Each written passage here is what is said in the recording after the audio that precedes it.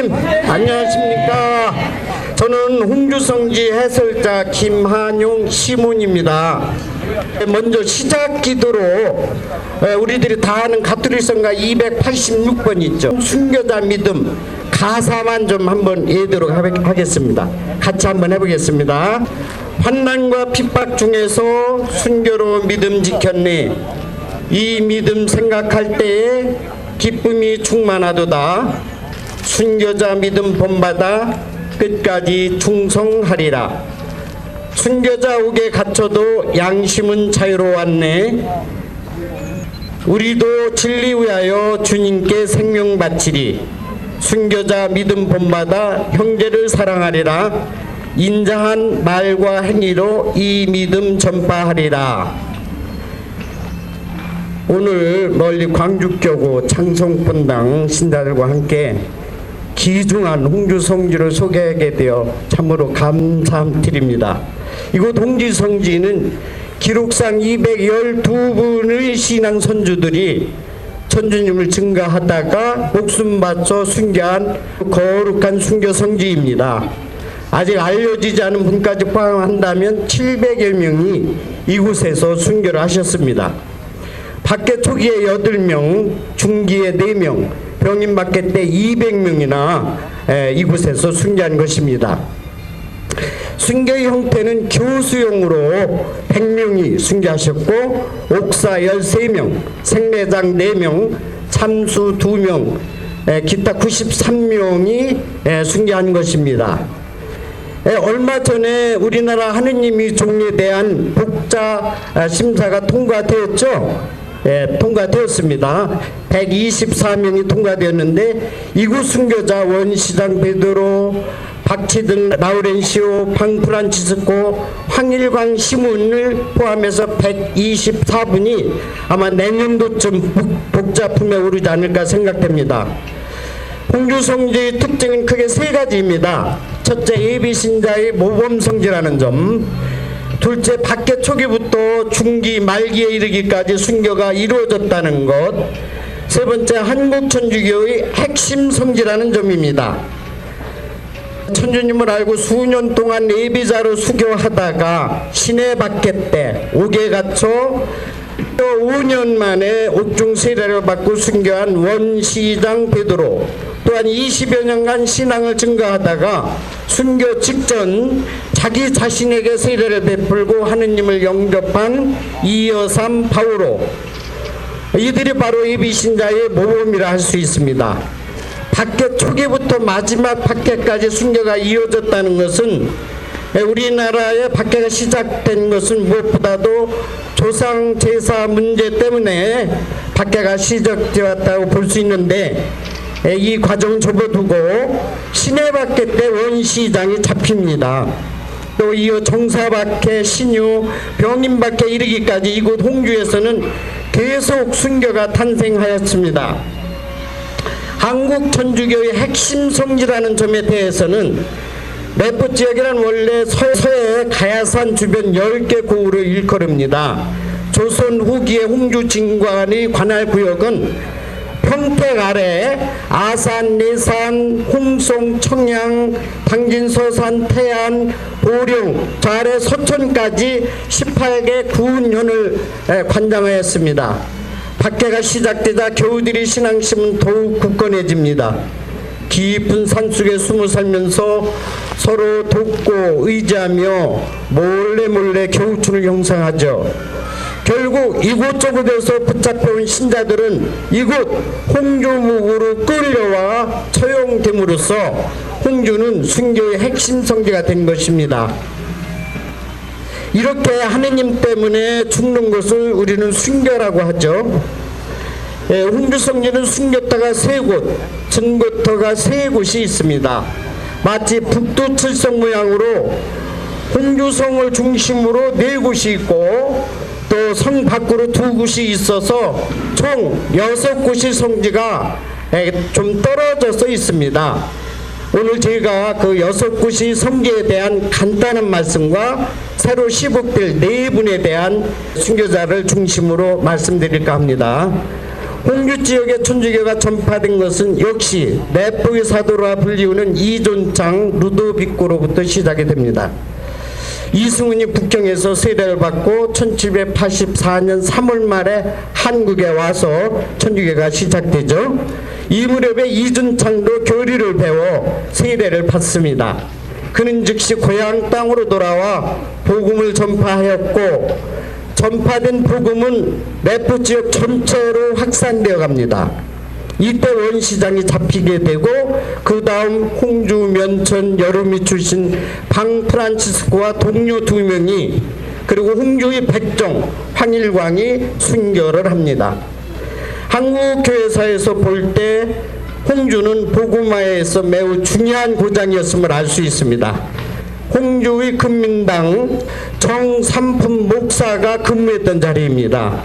동쪽에 있다고 하여 동원이라고 하였고, 홍주의 동원은 특별히 안회당이라고 하였는데, 안회는 노인을 편히 모시고 아랫사람을 사랑해야 한다는 깊은 뜻을 갖고 있습니다. 밝은 태양의 빛을 받아 백성을 사랑해야 한다는 이 동원에서 조선시대 때 많은 천주교 신자들이 고문과 문초를 받았으니 참으로 비통한 일이 아닐 수 없습니다. 순교자들은 끝까지 신앙을 지켜 이옥에 갇힙니다. 홍주토는 113명이나 순교한 홍주의 핵심 성지입니다. 옥토에서는 주로 목 졸라 죽이는 교수형이 집행되었는데, 구멍이 뚫린 형구틀에 줄을 놓고 순교자의 목을 올가맨 다음에 서로 줄을 양쪽에서 잡아당기는 형식으로 사형이 집행되었습니다. 아주 잔인한 방법이 아닐 수 없습니다. 순교자들의 옥중 생활은 참으로 비참했습니다. 형벌로 인한 장독, 굶주림과 질병, 옥리들이 착취와 괴롭힘으로 집행도 하기 전에 죽은 사람도 참으로 많았습니다. 홍주의 최초 순교자 원시장이 옥토에서 순교를 합니다. 원시장은 충청도 홍주 응정리 부유한 양반집에 태어나 남부럽지 않게 살았습니다. 그는 성격이 사납고 포악하여 별명이 호랑이였다고 합니다. 그가 55살이 되던 해 처음 천주교 신앙을 알게 됩니다. 그는 즉시 신앙을 받아들였고, 지난날의 모든 잘못을 뉘우치며 1년 정도 교리 공부에만 전념합니다. 열렬한 신앙인이 되어 돌아온 그는 수천 년 살 수 있는 약을 가지고 와서 이 약을 나눠주리다 하며 복음을 전파합니다. 이튿날 일가 친척 이웃들을 불러놓고 천주교를 설명하여 하루 동안 무려 30가구나 입교를 하였습니다. 말보다는 행실, 온화한 성품으로 변했기 때문에 가능했습니다. 주변 사람들은 호랑이처럼 사납던 그가 가난한 이들에게 재산을 나누어 주고 믿지 않는 이에게 대하는 열정과 온화한 미소를 보고 모두 감탄하였습니다. 박해가 시작되자 원시장은 스스로 순교를 자청합니다. 보졸들은 즉시 그를 잡아들였고, 영장은 배제하고서 나가라고 회유하지만 모든 것을 십자가의 은혜로 받아들입니다. 얼마나 매를 많이 맞았던지 등뼈가 으스러지고 다리뼈가 부러져 일어설 수 없게 되지만 그의 얼굴은 언제나 기쁨과 만족으로 가득했습니다. 그에게 장살령이 선고됩니다. 장살령은 배교한다는 말이 나올 때까지 때리고 또 때려서 때려 죽이는 형벌입니다.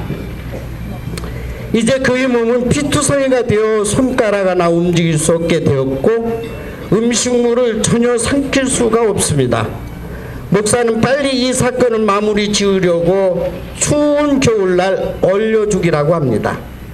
굵은 밧줄로 묶여진 원시장의 알몸에 싸늘한 물이 뿌려집니다. 밤이 되자 그가 덮어쓴 물은 금세 얼음덩어리로 변하여 덜덜 떨 새도 없이 얼음덩어리가 되고 맙니다. 세상에 이런 잔인한 형벌이 있단 말입니까? 어느덧 그가 거증거증 죽어갈 적에 마지막 힘종기들을 이렇게 올립니다. 나를 위하여 온몸에 매를 맞고 내 구원을 위하여 가시관을 쓰신 예수여, 당신이 영광을 위하여 얼고 있는 이 몸을 봉헌합니다. 홍주에서 탄생한 첫 순교자의 모습은 바로 이러했습니다. 꽁꽁 얼어붙은 자신의 몸을 주님께 봉헌하고 마침내 숨을 거둡니다. 그의 나이 62세 추운 겨울날입니다. 그의 용감한 순교는 여기서 끝난 것이 아니라 충청도 순교의 머릿돌이 되어 수많은 순교자의 피가 그 위에 물들여진 것입니다. 여기서 우리는 봉헌의 삶을 묵상해 보면 좋겠습니다. 원시장 베드로의 순교 봉헌을 생각하며 각자 자신을 살펴보았으면 합니다. 그는 찢어지는 고통을 당하면서도 세상과 타협하지 않았고 주님만 바라보았습니다. 또한 처절한 치유의 순간을 맞으면서도 봉헌에 봉헌을 더합니다. 그는 행동이 선행된 굳센 믿음의 삶으로 사람들을 변화시켰습니다. 바로 이것이 선교입니다. 이 옥토에서 방프란치스코, 박치등 라우렌시오, 이여삼 파오로, 최대중 요셉, 김선양 요셉도 잔인 무도한 교수용으로 순교하셨습니다. 경사당은 오늘날 군부대라 할 수 있는 진영장의 동원이었습니다. 내부 지역 이곳저곳에서 붙잡혀온 순교자들은 먼저 경사당으로 와서 신문을 받아야만 했습니다. 대결을 권유하여 돌려보낼 사람은 즉시 돌려보냈고, 끝까지 천주를 믿는다고 하는 자는 사학제인이라는 제명을 붙여 목사 앞에서 다시 혹독한 문초와 형벌을 받아야 했습니다. 순교자들은 고통을 깊음으로 승화하며 죽어도 천주를 버릴 수 없다고 강력히 신앙을 증가한 자리입니다. 다리뼈는 부러져 갈기갈기 찢어졌고 살점들은 너덜너덜거렸으며 부러진 등뼈는 살가죽을 뚫고 허옇게 드러났습니다. 배교한다는 말 한마디만 하면 살려주겠다는 유혹이 순교자들의 신앙을 위협했으나 박치등 라우렌시오는 죽음을 당할지언정 제 천주를 배반할 수 없다 말하며 굳세게 신앙을 증거합니다. 매를 맞아 뼈가 부러져 살을 비집고 나온 몸으로, 피가 터져 묵사발이 된 입으로 신앙 고백을 명확히 하였던 것입니다. 천주를 믿나이다, 제 천주를 믿나이다를 수없이 잊힌 신앙 증거다가 바로 경사당입니다. 박치득은 곤장을 1400대나 맞았고 넘어지고 쓰러지고 피투성이가 되어 밖으로 내버려지기도 했지만 그는 죽질 않습니다. 오히려 기적적으로 나아 신공을 드리기도 하고 교리를 설명하기도 하였습니다. 옥졸들이 잠에서 깨어나 유술이라 생각하여 얼른 뒤쫓아가 새끼줄로 목 졸라 죽였습니다. 그의 나이 30세였습니다. 또한 방프란치스코는 감사의 비장까지 지냈는데 고향에 전해지는 복음 말씀을 듣고 누구보다도 빨리 신앙을 받아들입니다. 그는 자주 눈물을 흘리며 간절히 순교를 열망합니다. 관례에 따라 사형수에게 주는 마지막 식사를 받고 슬퍼하는 동료들에게 창조하시고 보존하시는 것도 천주의 은혜지만 사또가 마지막 후한 대우를 해주는 것도 선미인데 어째서 슬퍼만 하오. 만일 우리가 천당 가는 이 좋은 기회를 놓친다면 언제 이런 기회가 또 오리오 하며 옥고를 치른 후 순교하였습니다. 예수 그리스도의 영광스러운 종들은 이렇게 하느님을 위해 목숨을 내놓았습니다. 그들은 순교의 여정에서 고문을 당하지 않은 날이 없었고 발자국마다 핏물자국 뿐이었습니다. 인간의 육체가 이렇게 오랫동안 고문에 저항할 수 있을까? 그러나 하느님께서는 자비로운 손길로 이 모든 것을 보여주셨던 것입니다. 홍주의 중고토는 목사의 동원과 진영장의 동원 그리고 저작거리라는 것이 있습니다. 목사의 동원은 군청 안에 있는 금민당, 무관의 동원은 군사당을 말하고 조작거리란 옛날에 장터였습니다. 사람들이 많이 모이는 장소이고, 관아에서는 재질이 아주 나쁜 흉악범들에게 이런 짓을 하면은 안 된다는 그런 경각심을 주는 뜻으로 여러 사람 앞에 종애를 굴린 곳입니다. 천주교 신자들을 아버지나 임금을 죽인 대지인과 같이 공개적으로 조롱했던 곳입니다.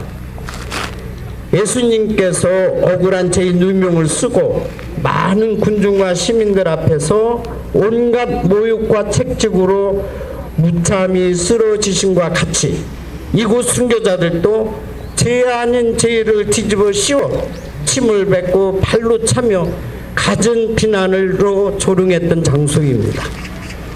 우리 조상 순교자들은 이렇게 그리스도의 십자가에 직접 동참하며 예수 그리스도의 길을 따랐습니다.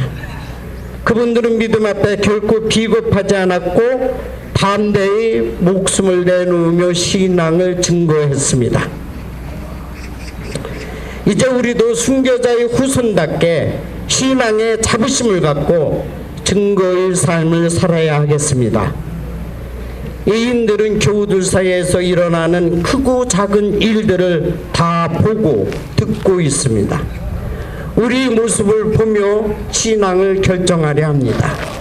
항상 말과 행동으로 모범을 보여야 되겠고, 행여 신앙이 힘들어지고 약해질 땐 조롱당한 저작거리를 떠올리며 다시 굳세어지십시다. 또 홍주 북문바 월계천변 참수터가 있습니다. 신유박해 때 황일광 시몬과 병인박해 때 유마르타가 참수형을 받은 자리입니다. 홍주에서 탄생한 황일광은 백정이었습니다. 어린애들까지도 야자하며 사람 취급을 받지 못한 그가 우연히 천주교를 알게 되면서부터 처음으로 사람 대접을 받습니다. 그는 그 사랑에 감격하여 나에게는 두 개의 천국이 있습니다. 하나는 이 세상에 있고 또 하나는 죽은 후에 있는 게 분명합니다. 라고 외칩니다. 그는 천주교를 성스러운 학문이라 부르며 꿋꿋하게 신앙을 증거하였고 매질을 당하면서도 타고난 명랑함을 그대로 드러냅니다. 나라의 해읍정법으로 고향 홍주로 이송되어 참수터에서 45인 나이로 칼날을 받습니다. 비천한 신분에도 불구하고 감격적으로 신앙을 증거한 황일광 시몬은 그 후 교우들 사이에서 유명해졌고 훗날 가장 훌륭한 증거자로 전해오고 있습니다. 마지막 홍주의 생마장터는 병인박하 때 최법상 베드로, 김조이 루시아, 김조이 마리아, 원 아나다시아가 생매장 당한 곳입니다. 이들은 모두 홍주 원몰이 출신 친척간이었습니다. 한날 한시에 체포되어 줄거이 흙덩이를 받으면서 주님 대전에 자신의 몸을 덮었습니다. 당시 수많은 교우들을 일일이 사형 집행하기가 너무 힘들었기 때문에 커다랗게 구덩이를 하나 파놓고 한꺼번에 생마장을 시켰습니다. 이제 성지예설을 마무리하면서 세 가지 새로운 다짐을 해봤으면 합니다. 오직 하느님께 대한 믿음, 오직 하느님께 대한 순명, 오직 하느님께 대한 충성입니다. 순교자들은 모진 고문과 고통 속에서도 하느님께 대한 굳센 믿음과 순명, 충성으로 신앙을 지켰습니다. 우리도 각자의 처지에서 자신을 깊이 살피고 신앙을 재정비하여 주님께 대한 확고한 믿음, 순명, 충성의 길로 나아가야 하겠습니다. 성지순례는 그냥 둘러보는 관광이 아니라 마음속 깊이 새기고 담아가지고 가는 여정입니다. 모쪼록 오늘 순례 여정이 믿음 생활에 큰 은혜가 되시길 간절히 바랍니다. 부족한 저희 말을 잘 들어주셔서 고맙습니다. 감사합니다.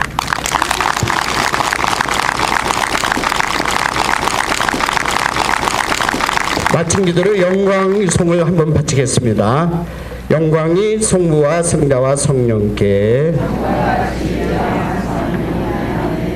성부와 성자와 성령의 이름으로 아멘.